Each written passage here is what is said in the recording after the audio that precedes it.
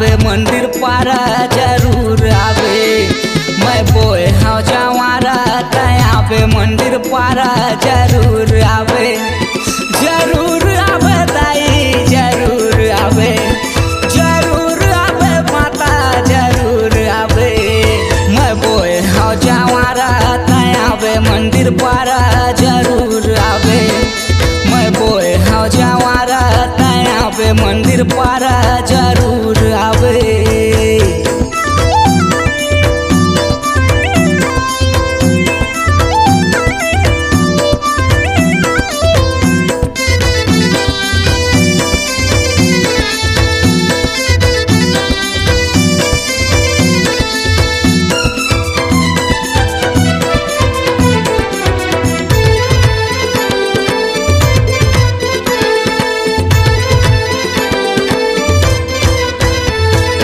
अंगना में चौक पुराए दाई हो, न्योता में तोला भेजे हमाई हो।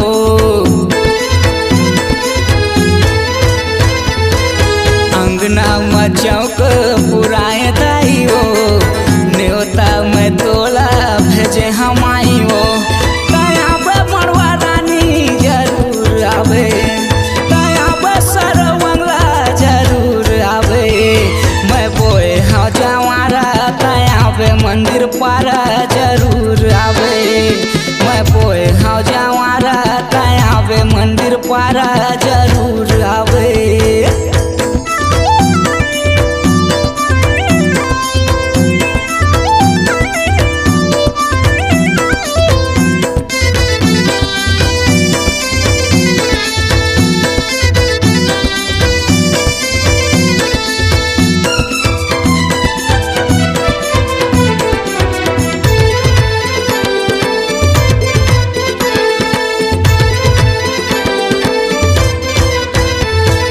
चंपा चमेली फूल मोंगरा के हार, ए महातारी दाई सुन ले गोहार।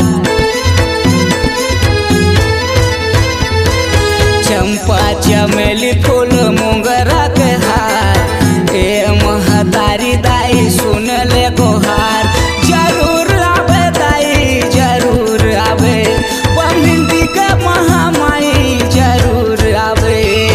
मैं बोए हाँ जवारा आवे मंदिर पारा जरूर आवे। मैं बोए हाँ जवारा आवे मंदिर पारा जरूर आवे। तया पे नाथल दाई जरूर आवे, बमिंदी के महामाई जरूर आवे।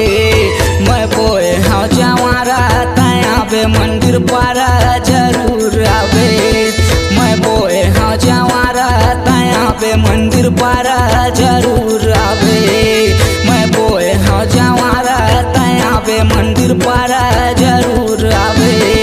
मैं बोए हाँ जवारा आवे मंदिर पारा जरूर आवे।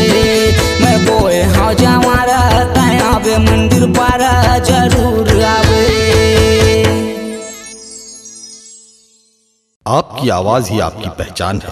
यदि आप अपनी आवाज को एक नया आयाम देना चाहते हैं तो चले आइए मल्टी ट्रैक डिजिटल रिकॉर्डिंग के लिए AVM audio video studio Khamtarai Raipur. Mobile number 9301523929 और 7869646201।